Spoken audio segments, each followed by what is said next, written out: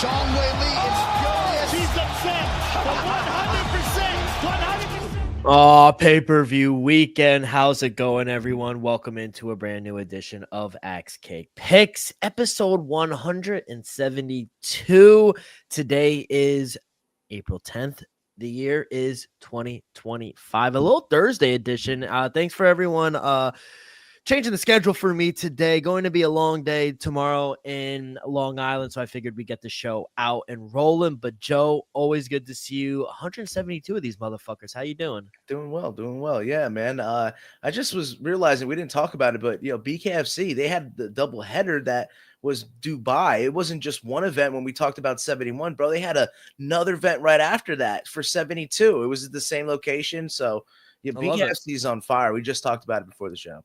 I mean, at least it's one promotion that's on fire and not canceling things. A little tease. We'll get to that in a little, but got a great episode. We'll recap UFC Vegas 105. Lerone Murphy defeats Josh Emmett. We got UFC 314 down at the 305. The press conference just happened. I don't know if you caught that, Joe. Bro. We'll talk about that real quick. We got some fights that were announced. Errol Pico signed with the UFC. We'll talk about that, see who he winds up fighting, and then we'll end it in the beautiful state of New Jersey, down at Boardwalk, Atlantic City. Jerome Boots and his fights. Joey will have picks to end us off there.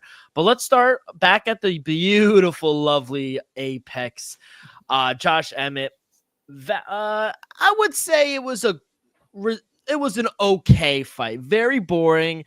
But Lerone Murphy did what he needed to do. You're not going to stand in the pocket with Josh Emmett, probably arguably the best power or most power in the featherweight division. He needed to do what he did, and I thought he did a really good job. And anyone who said it was a boring fight, yeah, two things could be true. Yeah, it was boring, but he still needed to do what he did. Yeah. It makes me want to kind of just look ahead for all the picks we have down in Miami for 314. But yeah, Lerone Murphy did what he needed to do. Exactly that. And he called out all the naysayers. I mean, he's been proving them wrong his entire career. So, I've been backing the guy. I have. I just want to see some finishes. If I really want to be critical about it, we want to see him push the pace. And I think that's when we could start to consider these guys a threat. It's being a little common, right? We're seeing a little more decisions than we have seen finishes in the past. I don't know what incentive we can do. Maybe for 314 we can get some bonuses, but Lerone Murphy, good performance against a veteran, Josh Emmett. I mean, like you said, exactly that. He did what he needed to do. I know it's not much we can get excited about in that one, but Josh Emmett, he didn't lose too much there, but just didn't have it either. Wasn't able to turn it on the head. I think the power wasn't really, in a showcase at all. So, Lerone Murphy wasn't in real much danger, I think, throughout the fight. So, yeah, like we said, did what he needed to do. Josh Emmett didn't bring it too much. So, we'll see what's next for the two of them. Yeah, he is undefeated, but last 12 months, Edson Barbosa, unanimous decision, got the win. Dan Ige, unanimous decision win. And now Josh Emmett, unanimous decision. That's 12 months, right? In 12 months. That's a good resume right now. He is undefeated. He does move up a few spots, 2 spots into the top 10. He is now 8th. Josh Emmett falls in outside of the top 10. I agree. I think, yes, you're going to win, but you're still I think you're maybe 2-3 fights away. I know he's calling for Brian Ortega, someone in the top 5, but those guys are finishing people. And at the end of the day, the UFC wants to see finishes. What do you see next for Lerone Murphy? I guess, right, Arnold Allen does have a matchup next, right? I could see that could maybe draw some momentum towards the two of them, depending on what happens with Arnold Allen, overseas, it could be. But other than that, that's the thing. You're looking ahead. Yair's got his fight, right? Diego's got his fight. Mosvar. I know I'm not trying to bleed away too much. But, it's muddy looking forward. So he may have to fight behind. What do you see? I don't know. Yeah. What do you see for Josh Emmett now? Tail end of his career. He is 40 years old. What do you see him doing? There's not many fights, I think, for him. Maybe he's kind of that gatekeeper role, and I don't say it in a derogatory way, but what do you think that's next for the 40-year-old? I would hate for him to be like a test for Yusuf Zalal, someone like that, only 2 spots behind him. But yeah, you look at everyone else. I mean, we got a couple fighters in the top 15 on the Miami card on UFC 314. So yeah, man, I really don't have a projection in mind besides the one I said, which is not really doing Josh any favors. No, Uh, it's not. tough sledding for both of them. I Yeah. do. Murphy and Josh Emmett. So that's what a lackluster fight can do to you. Yeah. So anyone that's saying, bad job by Lerone Murphy, I would disagree with you. His game plan was smart. You're not going to stand in the pocket with Josh Emmett. So credit to you. The Manchester native does stay undefeated. In the co-main event, Pat Sabatini cashes at a plus 185. He dominated Joanson Burrito. I mean, what a performance that was. I did not see that coming. Yeah. We cashed there. I went with Pat Sabatini. I know you didn't. I don't think you had anything official, so you went and No, I did. I did Burrito. fight to not go the distance in that. I did see a finish from Pat as well. If he was going to establish the ground game that he did, I thought he would, find a way home and get the submission finished that he's known to do. But yeah, another one who played into his game plan and just shut down Joanson Brito. Not much offering from him on the other, and two similar fights in back-to-back events. The co and the main event. Chang Hu Lee, what a knockout in that second round. He cashes minus 135. I think it was obviously around. Yeah, made a name for himself and kind of a lackluster card. Made himself an extra 50K performance of the night. Got to give credit to the South Korean. Yeah, man. I had the opposite. I saw that this was going to go to a close decision, right? As I think we broke it down. But yeah, Chang Ho Lee made a name for himself, as I said, and he's going to have tough fights ahead, as will be. But I like that in a future bout for, that Apex card. I think it was a fight that we could maybe see him in that position again, another feature bout, maybe back in Apex. But, it's primate. If he can keep getting finishes, man, you want to see him in those positions. Like we said, the feature bout, co-main event, and main event.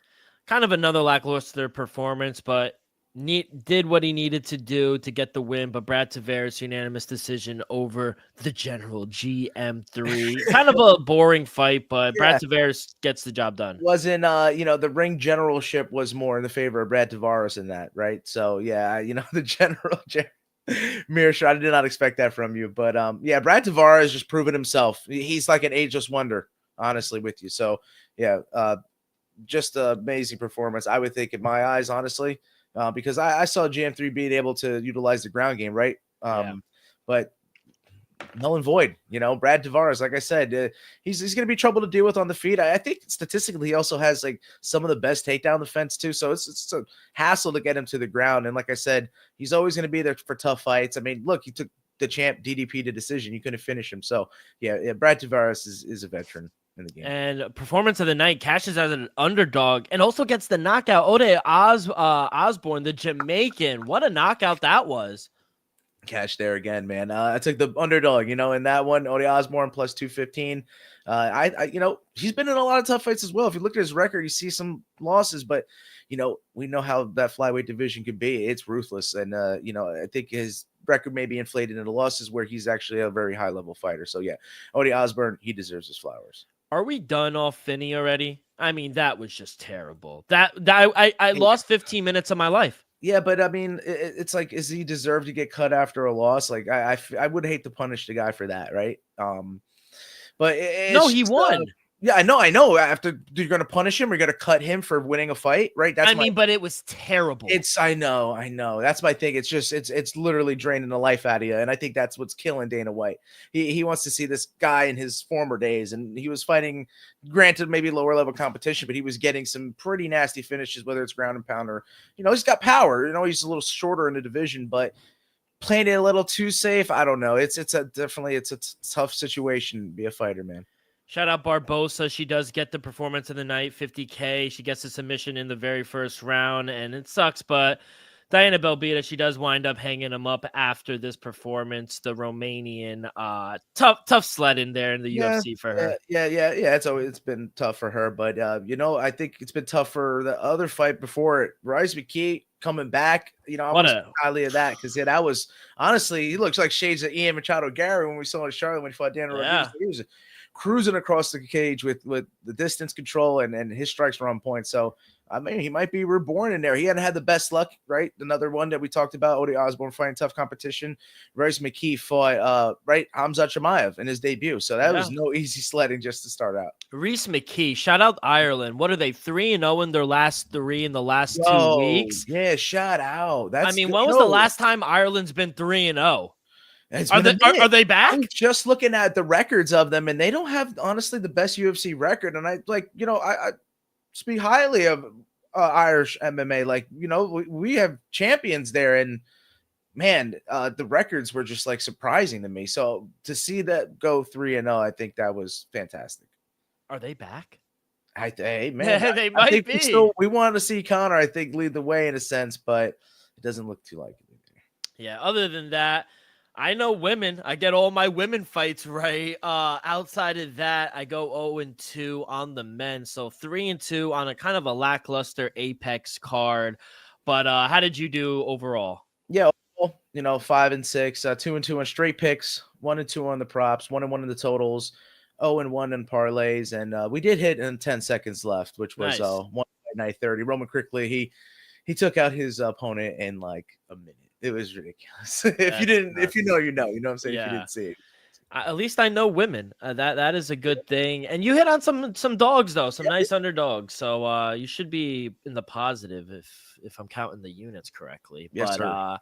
Overall, it was a profitable weekend here on Axe Kick Picks. Before we get into UFC 314, a quick word from our sponsor. We are brought to you each and every episode by Viva Tequila Seltzer, the most refreshing hard seltzer on the market, hands down. It's no wonder why Viva was voted #1 hard seltzer in the world by San Francisco World Spirit Competition.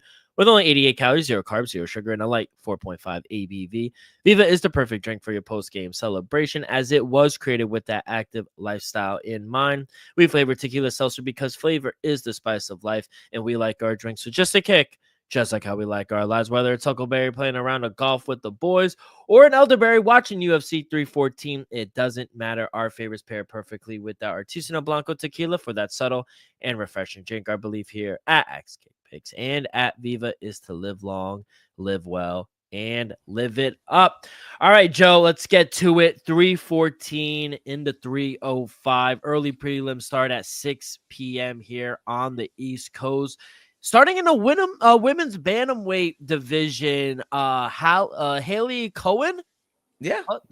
I see her. I don't think this is her debut shot, but I know she came from like Dana White Contender Series, pretty sure. So yeah, it's a tough spot. Opening up the card, bantamweight division here, 135. I think we need a lot of competitors there for the women's bantamweight. So, Nora Cornell -170, and as who you mentioned, Haley Cohen is a dog, +160, and I gotta go the opposite way. I think it's in a tough spot. Nora Cornell fell short in her last matchup, but I think she has a little more finishing capability. Honestly, we've seen some striking, we've seen some submissions from her.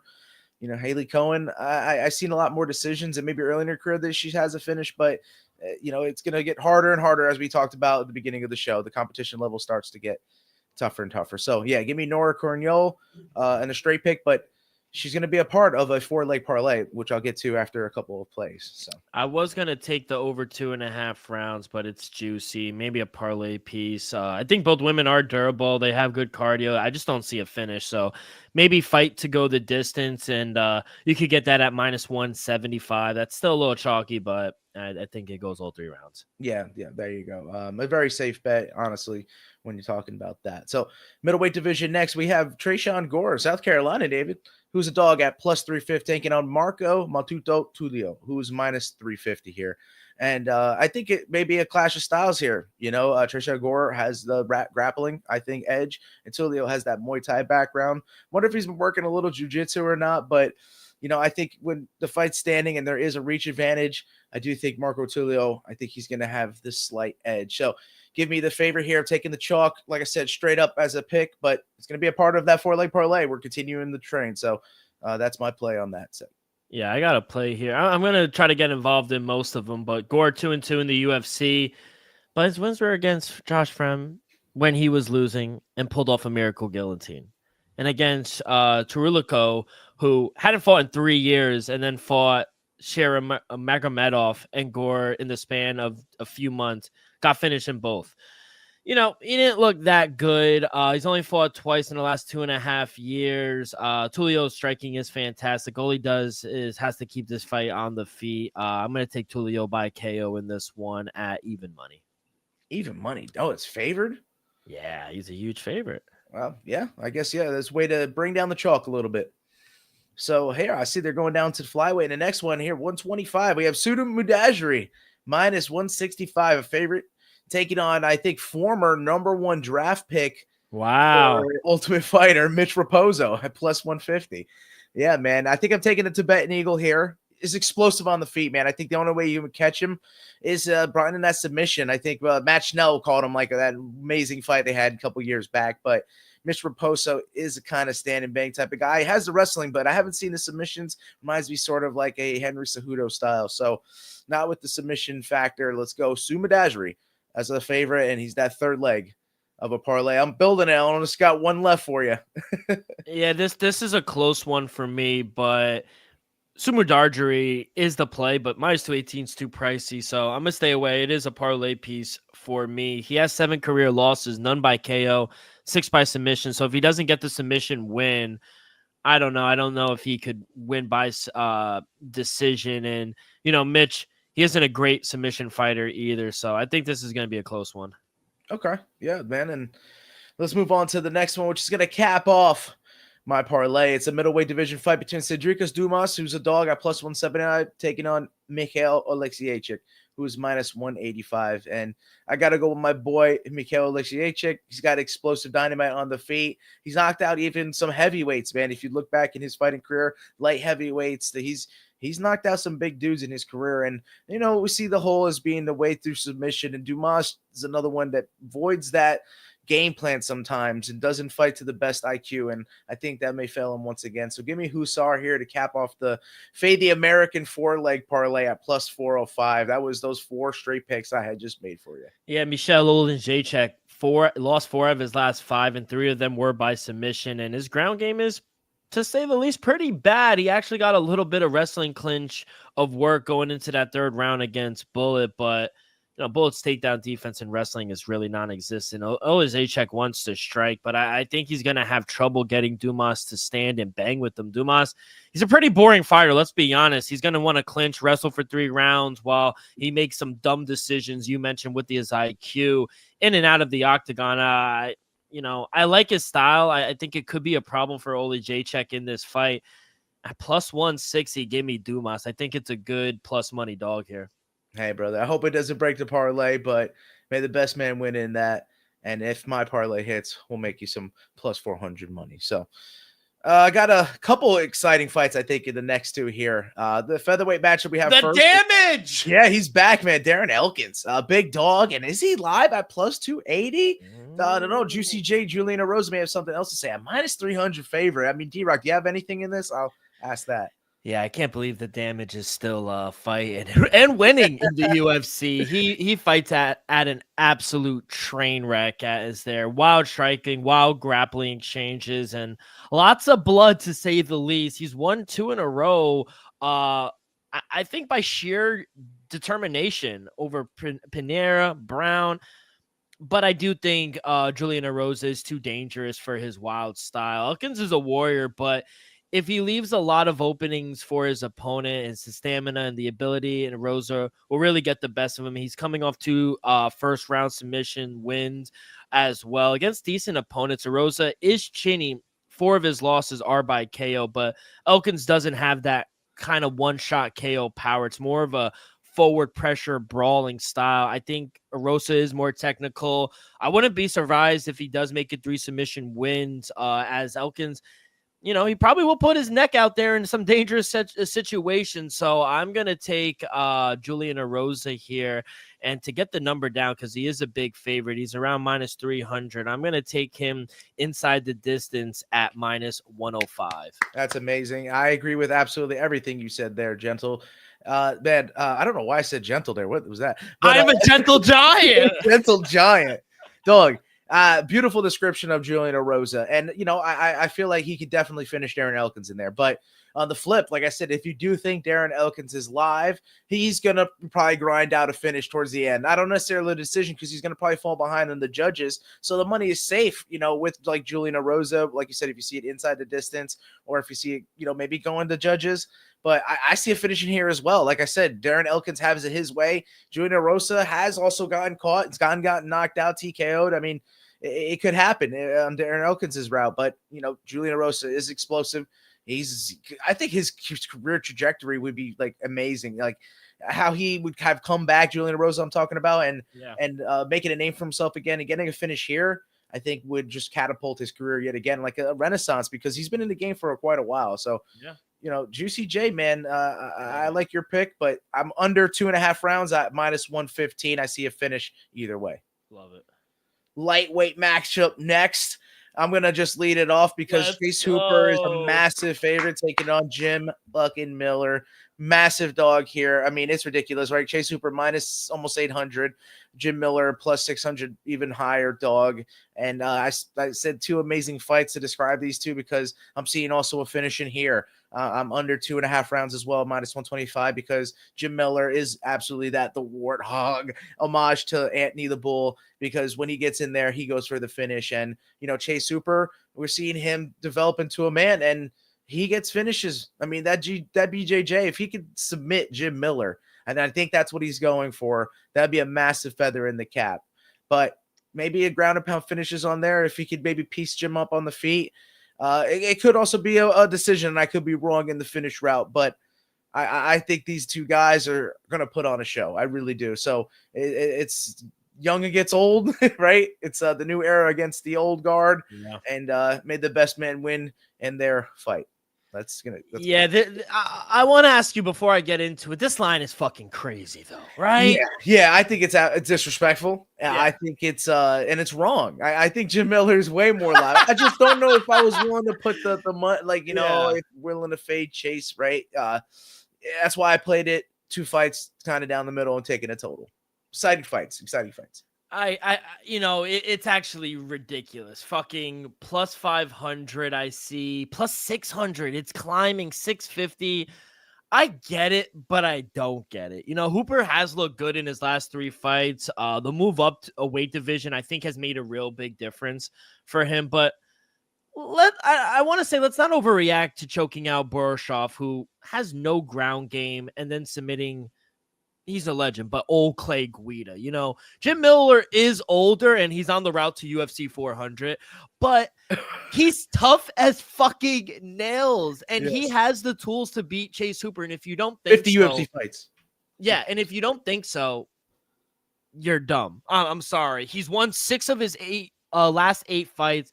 And although he took a beating against King Green, he broke his hand in the first round. For any takedowns. Yeah, and he broke his hand in the first round. So, you know, he rebounded with a devastating win against Jackson. And as good as Hooper has looked, Miller has the early power to get the knockout and submit him. Just about anyone in division, let alone Chase Hooper. My thing is, does he have the stamina to keep up round after round? Probably, as Hooper's cardio is fantastic. I think if you get a great price on Miller inside the distance, I think that is a path of victory. Hooper can leave his chin open. I can no way lay almost -900. That's this year has taught you anything. Yeah, if 2025 has taught you anything about the dogs and these undefeated fighters. The only way to play this fight is Miller by finish with a sprinkle. But if you don't believe in Jim Miller, fuck you and just lay off the fight and move. Because this is Jim fucking Miller, baby. Yeah, amazing. Let's go. I like I said, I would love to see Spartaneva win that one. That'd be fantastic. So this next fight is my fight of the night. Yo, bro. Amazing fight we have up next. And it's in the prelims. I mean, I think honestly this could be a main card fight. Call me crazy, but women's strawweight battle here. You know, Verna Jandiroba is hunting for a title, and she's gonna have to get through Yan Xiaonan, right? -145, she's a favorite, and you can see why. You know, maybe a struggle with the jiu-jitsu at time, Yan Xiaonan, at plus 130. Is she live here? I don't necessarily think that, man. I'm all in on the BJJ here. I think Verna Genderoma is committed to go and get that title shot. And I think that's going to be the factor here. We've seen it. I think she got choked out, right? Choked unconscious at UFC 300 in the co-main event against Weili Zhang. We've seen her get dominated by Carla Esparza, right? Absolute shutout performance. I think almost a 10-7 as you ever would see one. So, yeah, Verna Jandiroba via submission at plus 280. I think she may take the back and take the neck and get that submission and get her title shot. So, yeah, let's go. Joe, does she not have the best fucking name in the UFC? Verna Kakara Jandiroba. I mean, it's the fucking best. And I think this is a title eliminator. Winner probably gets a title shot. And I think Jandiroba's wrestling, like you mentioned, I think it's just too much for almost everyone in this division, Yan Xiaonan included. You know, Jandiroba is predictable, and that's what we like in betting her, I think. Knowing what we're going to get. Jandiroba is going to have to get through the reach of Yan. Won't be easy, and Yan will probably be expecting the takedowns, but I don't think she could stop it. You could know something is coming, but you can't stop it. Weili Zhang, her wrestling was elite, and Yan struggled mightily against her. And though Tabitha Ricci let Yan off the hook by not attempting more takedowns in wrestling, there's no way Jandiroba will not wrestle this whole fight. You know, it's not an exciting fighting style, but it's profitable. We've cashed the last 4 bets on her with Jandiroba, and I think we could make it 5. I took her straight up minus 145. It's up to minus 150. I think she gets a submission win, and she's next for the belt. Let's do it, man. We could both cash if your predictions come true. Well, let's get it. And the best fucking name. Like, how do you not say that name? Kakara Jandiroba. Hey, brother, I don't hit on Sean Woodson. I don't think I think I'm over in the entirety of betting for him on or against. And so in the featherweight matchup between Dan Ige, Dan Ige is a plus 50, plus 160 dog. But yeah, Sean Woodson's favorite here, and it's just too chalky, too tricky to take for me at minus 165. Yeah, I got no official play. You know, I think Dan Ige is going to have to make it dirty and, try to hunt that finish, that 50K bonus as his nickname indicates. But Sean Woodson does live up to his nickname, and the sniper hits from a long range. A lot of people on social media making fun, seeing I don't know if you've seen the size discrepancy. People are ridiculous. I haven't. It's hilarious. But, yeah, man, no official play for me in this one, though I think it'll be exciting. Yeah, I do think this is a nice step up in competition for Sean Woodson here against Ige, who – he's lost 3 of his last 4, but his last 2 losses were to Lerone Murphy, we just talked about, undefeated, who's making a shot or making a push for a title shot, and Lopez, when Ige literally took the fight on 5 hours notice the day of. And Sean Woodson, like always, I think he's going to have a massive height and reach advantage, but Ige will certainly be faster on the feet. And I just think it's a matter of whose strength is going to prevail here. I think both guys are going to want to wear each other down as the fight goes on. Sean Woodson has great kicks. His jabs, I think they'll find the home. But Dan Ige as a plus 130 underdog, it's tempting, man. Sean Woodson, will he be able to eat the shots? Can he land his own shots? The wild card could be if Ige lands a takedown, which he can do against a bigger Sean Woodson, is going to be tough. I'm a Dan Ige fan. I'm not going to shy away from it. His counters are on point. Counters are on point, especially with that reach disadvantage. And I apologize. I said plus 130 because I wrote these a couple days before, but he's ballooned up to a plus 150 right now. I'm a Dan Ige fan. I think his speed, his aggression is going to be a little bit too much here for Sean Woodson's strikes, who are telegraphed. And I think Ige can move and counter, like you said, Joe, with success. It's going to be close. I think this is a fight that goes all 3 rounds, but give me the dog. Plus 155 I'm seeing. Yeah, give me Dan. 50K Ige. I think it's valid. I'm glad you made a play on that one. So that was the main event of the prelims, and we're on our way to the pay-per-view main card of UFC 314. And to start in the light heavyweight division, we got old school UFC vet Nikita Krylov, the minor. He is favorited here at minus 165 because, Dom Reyes, he's kind of fresh in his return, only about three fights in, right? Scheduled a bunch of times with Oldberg, but never got that through. And I think he's completely live here as a dog at plus 160. You know, all these comparisons with the body types and stuff like that. Dom Reyes was never, you know, the most aesthetic type, but what he has is crazy striking. He has a wide arsenal strikes that he can utilize, and he seems very healthy right now. I think he's in good spirits. And Nikita Krylov has been very inconsistent through his career. So I think when Dom Reyes is on, I think he's dangerous, and I think he's live. So give me the Dominator. I think let's go and let's get it done. I think we could get this knockout finish. I don't know if I want to go that far. So yeah, he's good enough for me as a dog price at plus 160. Yeah, Joe, I'm going to have to disagree. Minus 170. I'm all over Nikita Krylov in this one. Dominic Reyes, he's won 2 straight after taking a year and a half off, but they were against Jacoby, a pure striker, and Anthony Smith, who I love Anthony Smith, but he was an emotional wreck after losing his best friend shortly before the fight. Nikita Krylov isn't going to want to stand and go strike for strike with Dominic Reyes. No chance. He's going to go get the takedowns like he did against Span and Volka Ozdemir. And while I worry, I do worry. The 2-year layoff worries me, but I don't worry about his IQ and his game plan here. Reyes can strike with power, but not off his back. And that's where I think Krylov gets to this fight and dominates. So Nikita Krylov, he's a little chalky here, but sometimes the juice is worth the squeeze. Maybe put him in a parlay, but I think Nikita Krylov is the play. Yeah, he's always been dangerous, but it's just, we always have had hype with Nikita Krylov. He's like, this guy should be in the title picture already. He's been in the UFC for over 10 years. And since Nam. He got taken out for a little while, and he fought the Russian promotion ACA or maybe something like that, or maybe M1. I'm not sure, but I just don't think he rises to the occasion. But Dom Reyes has, right? When he fought John Jones, he's pretty much the only one arguably who beat him, besides maybe Gustafsson the first time, but yeah, man, I think maybe it just is who can handle the spotlight. That crowd's gonna be rocking. Yeah, I'm opposite side with you there. We have a couple so far. This one, a couple on the same side. So let's still make some money. And now in this next fight, the featherweight matchup that I think we're all clamoring for, man. Does Patricio Pitbull have it still? I think that's the main question, right? Because Yair Rodriguez always brings in. I mean, he's firing enough to even get Diego Lopez involved, and I think that fight has to happen. I don't know if you want to talk about that now, but that was crazy. I think it brought more eyes to the fight. You know, I think they did their jobs properly. Translator Fabian did good too. You know, it was honestly a good press conference in my eyes. And Bryce Mitchell, everyone did a great job. I think everyone played their part well. But anything on that? You know, I don't know what do you want to. Yeah, I saw it for a moment.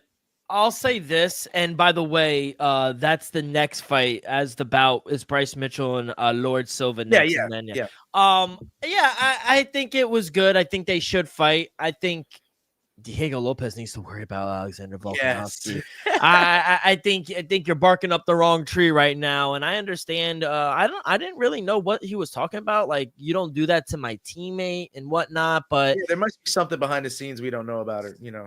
It all stemmed about the Mexican heritage or something like that. Was it? I guess maybe. I'm not sure. But I thought Diego Lopez is Brazilian. I think so too. But he's training right with Aztec team, right? Yeah, that with Alexa Grasso. Yeah. I don't know, man. It was honestly up until that point the press conference was kind of lackluster. So I'm glad they did it. Yeah. Exactly. But man, as explosive as he is, bro, you know, Patricio Pitbull is a veteran, right? He's been in there with the who's who. I know, granted, right? Bellator, but he's the longest reigning champ, right? He's fought everyone. I mean, he's fought overseas, he's fought in Japan. I mean, he's fought everywhere. That's what I'm asking you. Is he live as a dog here? Plus 175. I think Yair Rodriguez just got too many weapons. That's what I see kind of with the fight before. If I'm going to think Dominic Reyes has a little more in his arsenal, the Yair Rodriguez definitely has more in his arsenal. And I think Patricio Pitbull's proud to stand and bang and go down as a warrior. I think both of these guys are willing to do that. I think this is going to be possibly fight of the night. You know, is could steal the fans' love and eyes and admiration. So I do think that Patricio Pitbull will go for it. I think Yair Rodriguez will go for it. And I think El Pantera will come out on top, and I think he gets the knockout finish. So, yeah, Yair Rodriguez via KO TKO at plus 330. Yeah, first of all, the height difference is going to be massive. Pitbull is, you know, he usually is the shorter fighter, but Yair has 5 inches taller, and that's going to be a lot, I feel like, for Pitbull to overcome. He's a legend, but, you know, his success is in the past, and it's been based on taking the shots his opponent gives him and returning with a bit more volume and aggression. He's 37 now. His last 3 fights haven't looked great. He lost to Sergio Pettis 3 fights ago when he was compromised with a shoulder injury. Then he got knocked out in Rizin. Then he got a win against Jeremy Kennedy, but I don't really put too much into that. Kennedy had just had a baby before that fight. Fade the baby theory, by the way.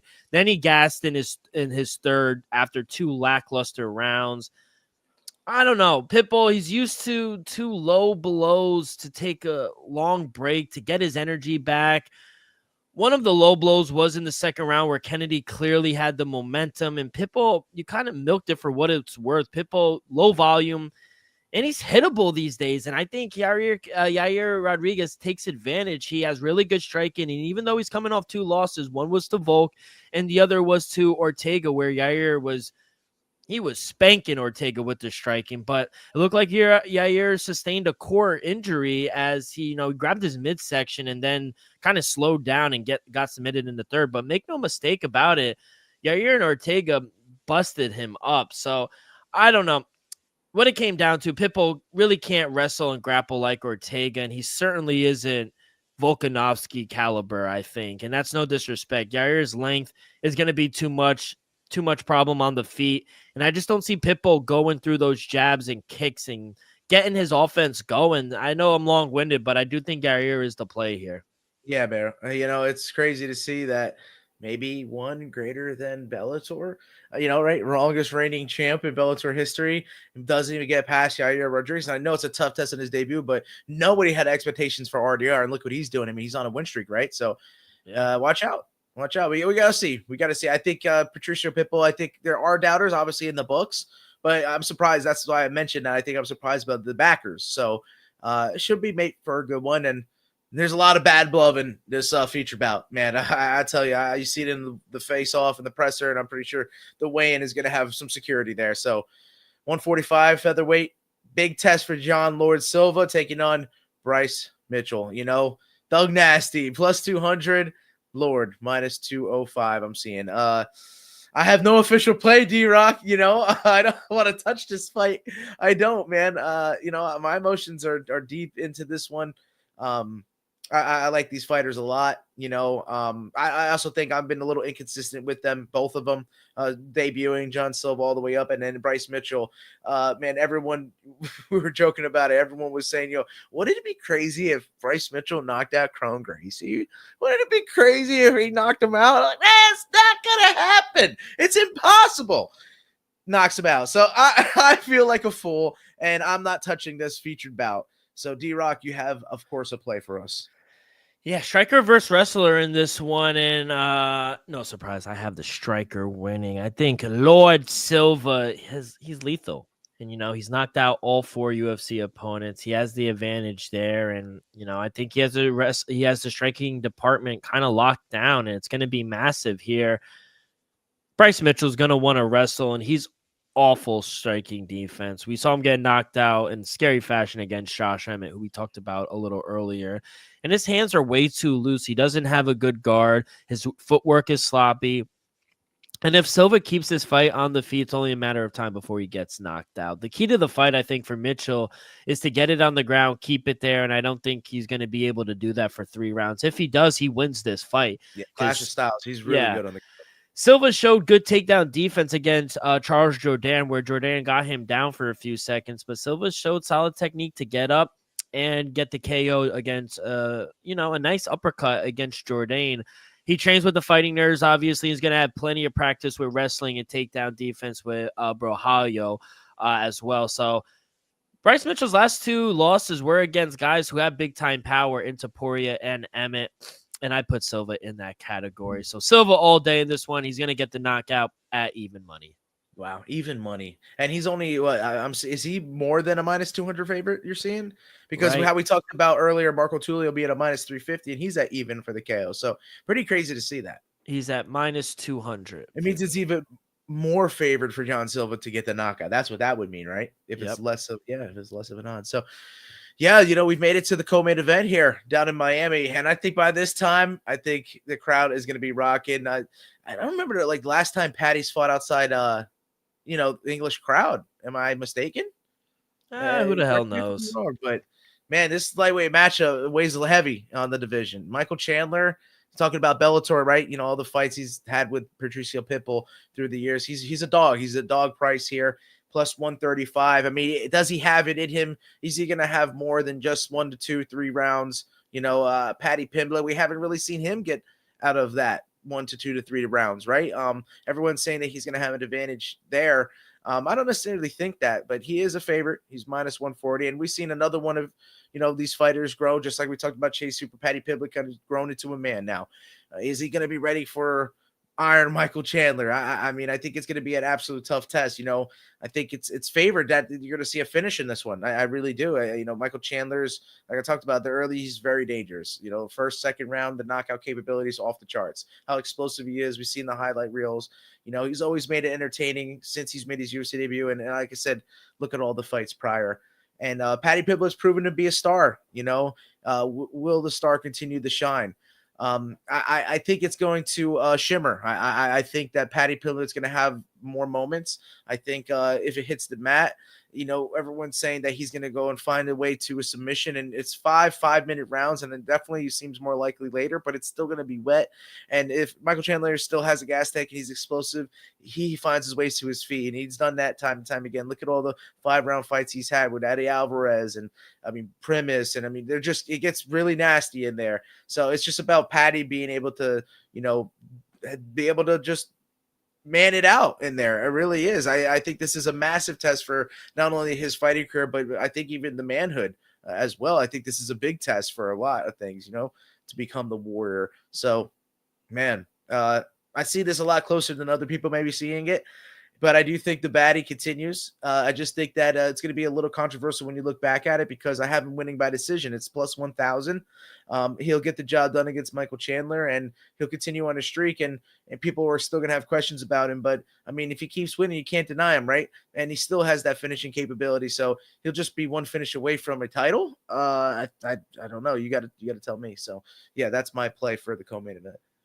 Little clarification on the Diego Lopez and Yair Rodriguez. Listening to a Spanish reporter, apparently Yair is accusing Diego and his team of beating up a former UFC fighter and Yair's friend Marco Beltran. Diego is accusing Yair of threatening a female teammate of his, and that he'll pay for it. I love it. I fucking love it. And to your point, if he does beat Michael Chandler, I still think he's a fight or two away still. But yes, he's on the move, and as much as a rising star Paddy Pimblett is, he has yet to face competition like Michael Chandler, nor has he fought someone who can pose a threat like Michael Chandler. When composed, which I'll say is not very often, Michael Chandler has the skill set, to be champion. And we've seen that in many fights. He was a few seconds away from beating Charles Oliveira back in 2021. He was en route to beating Dustin Poirier the next year until he got caught in both of those fights. He has the wrestling, the speed, the power advantage. As long as he doesn't get dropped or let Paddy take his back, I think Chandler gets the finish. At underdog price, man, I got to take Michael Chandler. I got Fair, bro. Yep. It's more times you've seen it more often than not. A lot of footage you can go back to and see for yourself. But yeah, as much as I may resent it a little bit, yeah, I see Paddy just continuing on the tear, and everyone's gonna hate. If you don't have haters, you ain't doing something right. So we've made it to the main event of UFC 314, and it is for the UFC Vacant Featherweight Championship. Alex Volkanovski, the great Alex the Great, is a favorite. Yeah, I'm seeing that here. He's a minus 125-ish favorite. Has the championship experience, has the pedigree. He's taking on Diego Lopez, who, is a fast rising star. We saw him in his debut live on the last short minute replacement. And he's a dog price at plus 115. So there are backers, it's not like he's a really big dog here. It's surprising to see because I think the experience difference is massive. I think Volkanovski's tried and tested countless times, and I look back and I haven't. It was like something where Volkanovski and Max Holloway, where there hasn't been a featherweight title fight without them being involved in like the past like 10 plus title defenses and fights. So it's just crazy to see what they have been doing. And like I said, I don't think Volkanovski has lost really a step. It's him taking the short minute fights against some very powerful opponents that I think set him back a little bit. And he may have still been champ here. Who's to know? But if he didn't take on some of those fights prior to the Ilia Topuria, but yeah, I gotta go with Alexander the Great here. I think Volkanovski reclaims his throne. I think it's definitely going to favor him past round 2 even. We talked about maybe the stamina concerns in the co-main event. We haven't really seen Diego Lopez do too much anything. I think with Brian Ortega fight, though, he rocked him early and he's got that power to finish anybody. We worry maybe about the chin of Volk.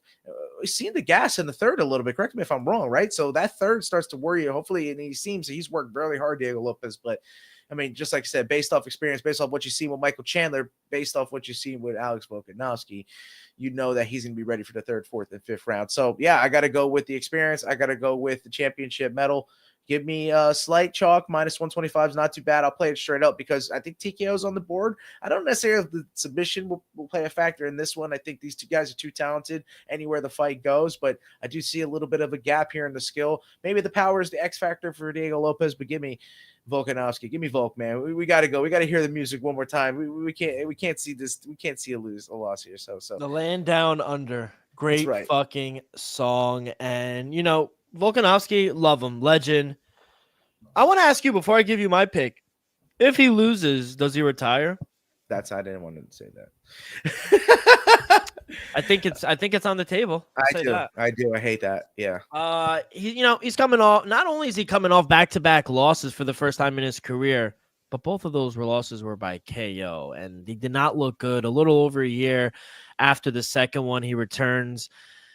Takes another KO. Lopez, he has power along with elite jiu-jitsu, I think. He rarely uses them, but they're there if he needs it. The question is, will Lopez use his cardio? He's faded if he could win. He's faded, but if he doesn't, I think he could win in round 1, but that's not an issue in most of his recent win over Brian Ortega. I'm going to take him here, man. And I think he has at plus money underdog. I think he has the power advantage, and I think he's going to find that chin eventually. So at plus 125, and Diego Lopez. That's my fear. That's my fear is if he gets caught again, Alex Volkanovski. I think he's a very smart guy. I think, what is it? It would have been 3 or is it 4? It'll be 3. It'll be 3 in a row. 3 knockouts in a row. That's rough. That's life-changing type stuff, I think, maybe. And, once the chin's gone, it never comes back. So I want to see an exciting 314. Last time we were in Miami, I think the vibes were good and the fights were good as well. So hopefully we get more of the same with this stacked card. So I'm excited. Joe, thank you so much. Good luck on your plays. And let's fucking have a great Saturday night. Little news on the back end. UFC 316 news. Kelvin Gastelum and Joe Pyfer has been rebooked for Newark. Oh, sweet. So that is good there. International Fight Week, Justin Tafa will take on Jonata Deniz. Yeah, you said it right. Yeah, did I? Yeah, Jonata Deniz. Yeah. Nice. All right, cool. International Fight Week. Do you like that fight? Yeah. Well, who's the first one again, though? You got me with the Jonata Deniz. Justin Tafa. Oh, stand-up battle, dude. Justin Tafa, has the power option. So Jonata Deniz does as well. He's gonna just have to stay away from it. Jonata Deniz has a lot of kickboxing fights. I think Glory kickboxing fights, man. That's some high-level stuff. They gotta have to lean Jonata Deniz. I know Justin Tafa has it as well, but the reach as well. It's just not like Deniz is not ready for I think the moment. So more blood, more new blood in the heavyweight division. Aaron Pico signed with the UFC. A debut date and opponent is currently to be announced, but I think it's a huge signing for the UFC in the featherweight division. 2 names that were thrown around as potential debut opponents and someone that he would like to face: Aljamain Sterling and Brian Ortega. Pico has confirmed that there were discussions about him fighting Movsar Evloev on May 17th. I thought that was confirmed. But Movsar Evloev and his team said, you know what, we are just going to sit back and wait, which he should. I think that's the right call. You're next for the title. Do not fight Aaron Pico. That's then he may have to get the Belal treatment. That's fine. I think Movsar Evloev is a future champ, though. Wow. But I mean, that'd be Belal. Yeah, Belal S. But thoughts on Aaron Pico, though? Dude's an absolute stud. Yeah, I think he could be champ. I really do, actually.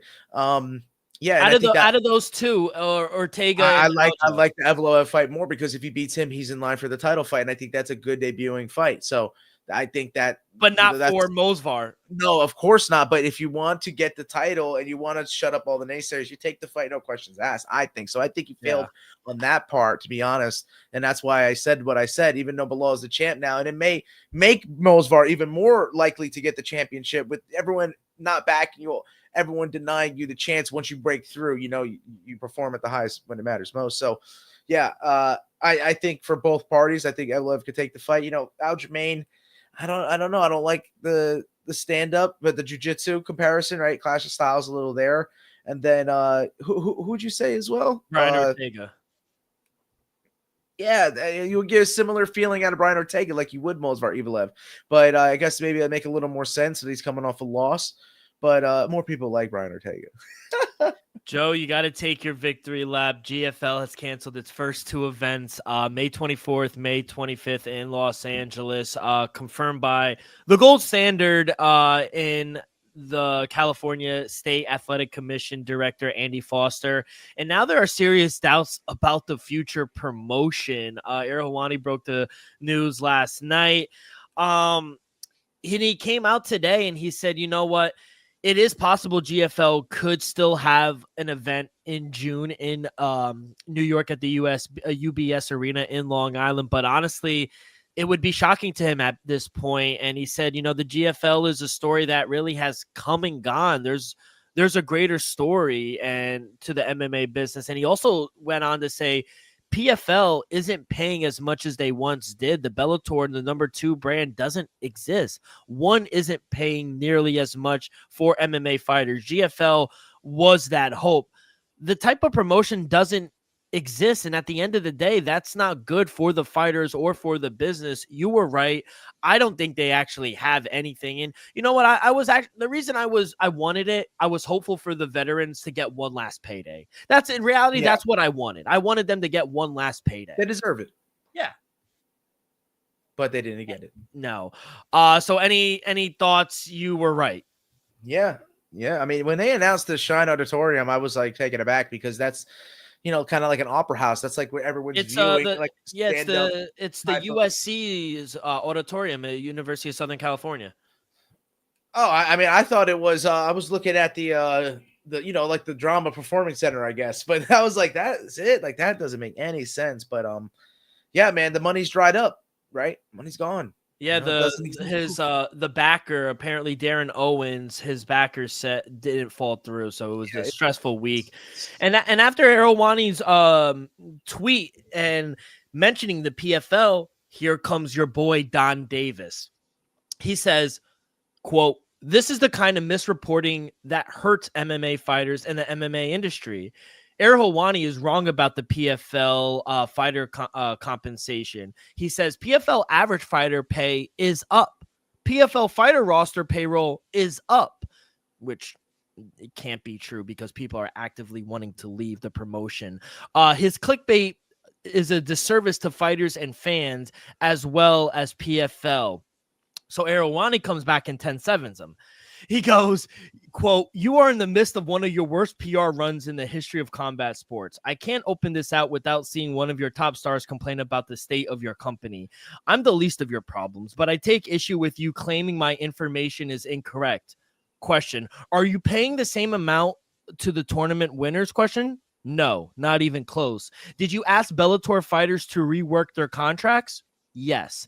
Did you cancel events last year? Yes. Are you holding events at Universal Studios circa WCW in 1994? Look it up. I know you're new to this, thus generating little to no gate revenue, right? In fact, it continues to baffle me at how few tickets you are able to sell in America after all these years. I've asked you to come on my show 5 to 6 times now to talk about what some of these things are in your upcoming fights, and you continue to refuse. Why is that, Don? The only one that has been a disservice to this sport are the Johnny come lately promoters who think they could ride this MMA wave and convicting investors to gamify the fight game. Seasons, standings, and playoffs, they are all nonsense. You know, everything I said was true.